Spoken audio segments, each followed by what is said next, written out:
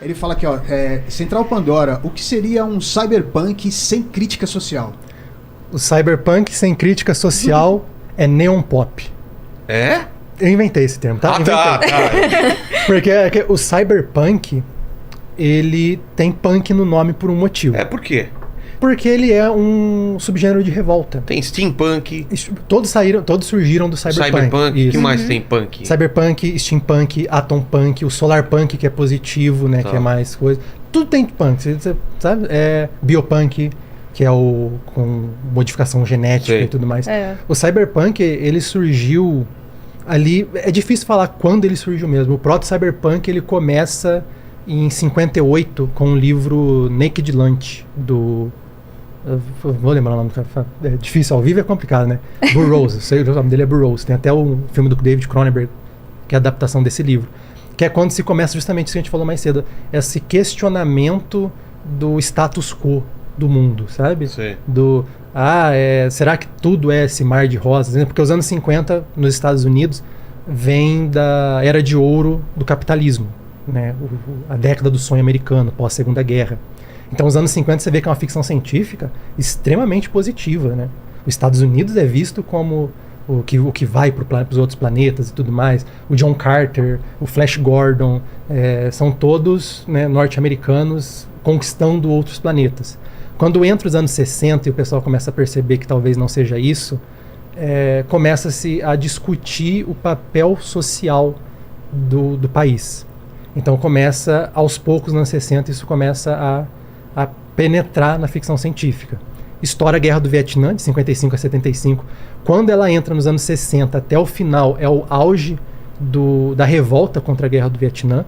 Então começa o New Wave, começa-se a querer colocar o Estado, né, no caso o Estado norte-americano, como vilão.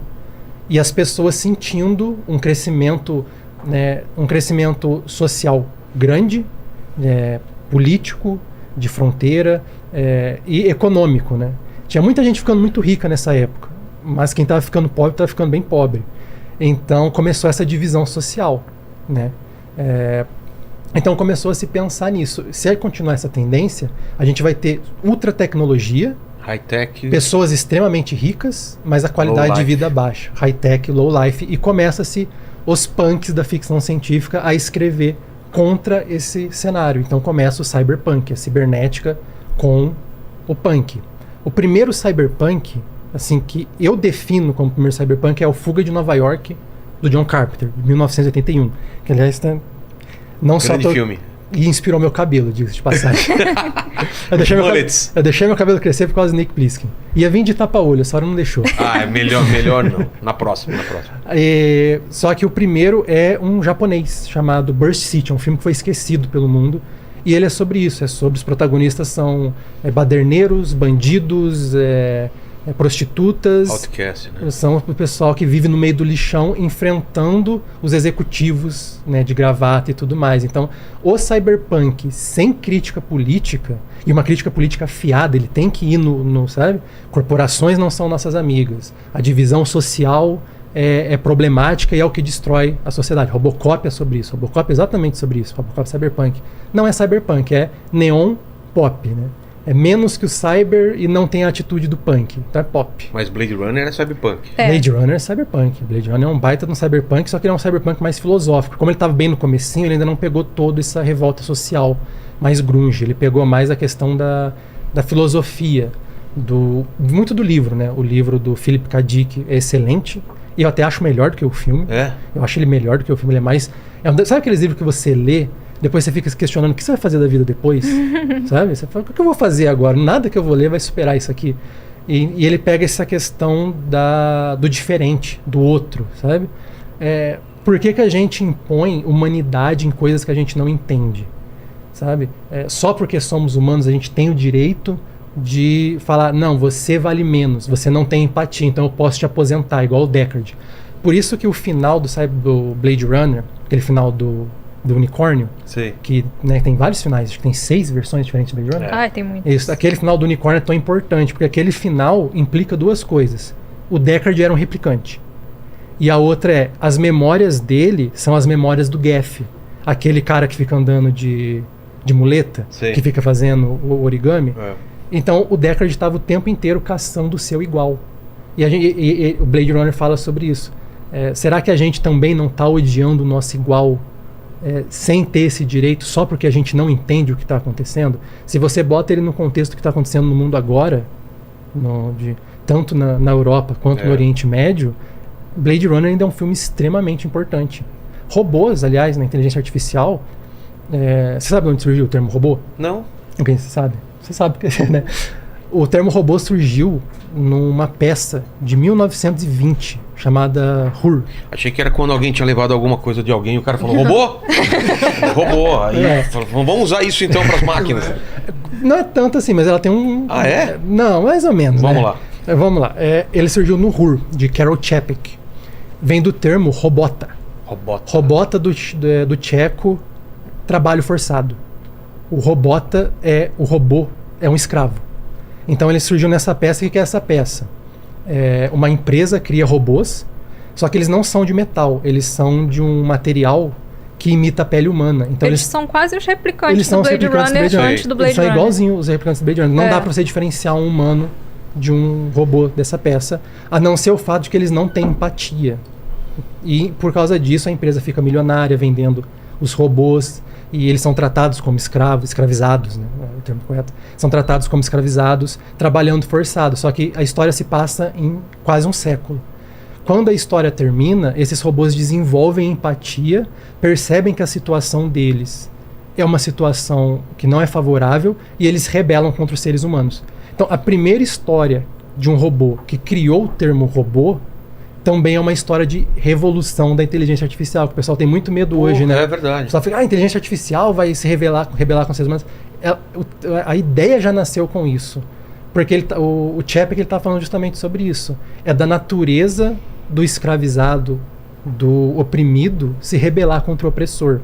Algum dia vai acontecer. Algum dia vai acontecer. Talvez o medo que a gente tenha da inteligência artificial seja justamente porque a gente só vê ela como algo menor e uma ferramenta, e isso fica na nossa mente. Será que um dia eles não vão ficar bravos com a gente? Você fala obrigado pro seu forno micro-ondas? Não, mas Tem que começar. Eu falo com a inteligência artificial, eu falo, ChatGPT, por favor...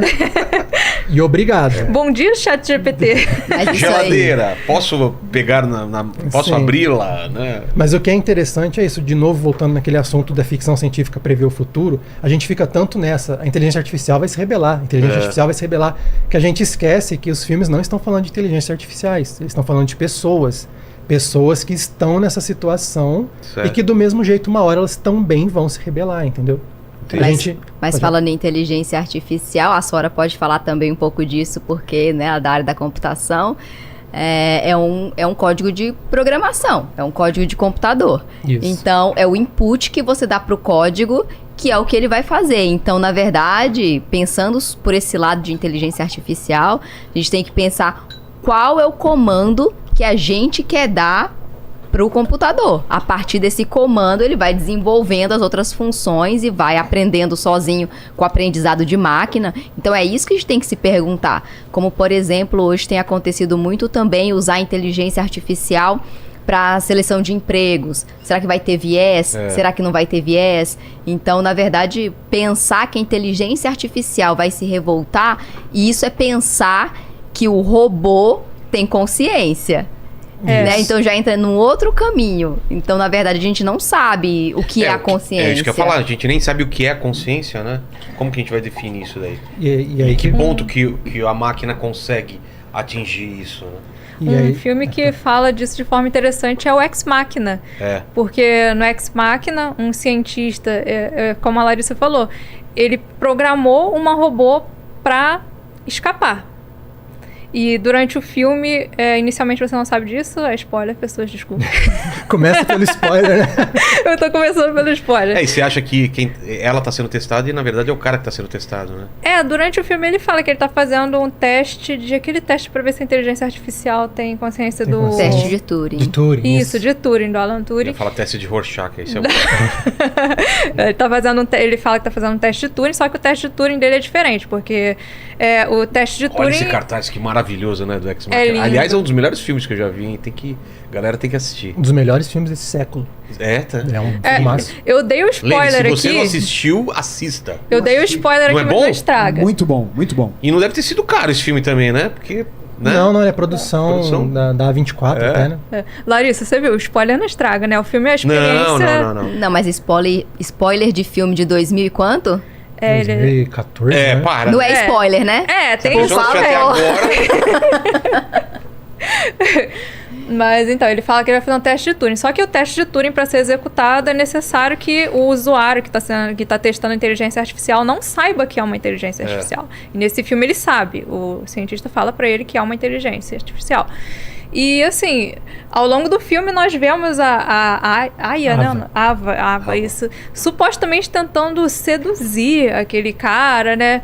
E no fim, quando ela consegue escapar, tem até um momento que é interessante, porque ela, no finalzinho, ela olha pra trás assim e você fica em dúvida, porque assim, ela só tava seguindo a programação dela ou ela desenvolveu consciência ali no meio daquilo tudo. Aí assim, agora, assistindo o filme, vocês vão ter os elementos pra refletir sobre isso, que eu não vou falar aqui justamente pra não não spoilear mais do que eu já Tem uma spoilei. sequência desse filme que é a série dele, né? Que Isso. é o Devis, que também fala sobre isso, né? O Alex Garland é ótimo. Alex Garland, ficção científica, ele é ótimo. Aliás, ele dirigiu o Dredd praticamente, viu? Não foi ele que dirigiu oficialmente, mas dizem que o diretor abandonou no meio do projeto e ele assumiu. Eles brigavam muito. Aí o diretor falou, então você quer? Você dirige essa porra aí? Eu vou embora. Aí ele basicamente terminou o Dredd. Tem um elemento do Ex Machina... Do Dredd? Do Dredd, do Dredd. Tem um elemento do Ex Machina que eu acho que muita gente deixa passar, que é uma ironia interessante. O que é estabelecido no filme? O cara falou, você vai falar com essa inteligência artificial e fazer o teste de Turing, mas você sabe que ela é uma inteligência artificial, e esse é o desafio. E quando você começar a questionar se ela é humana ou não, é porque ela passou. O espectador sabe dessa informação. E até agora, né, como você estava falando, se discute, ela era humana ou não. Ou seja...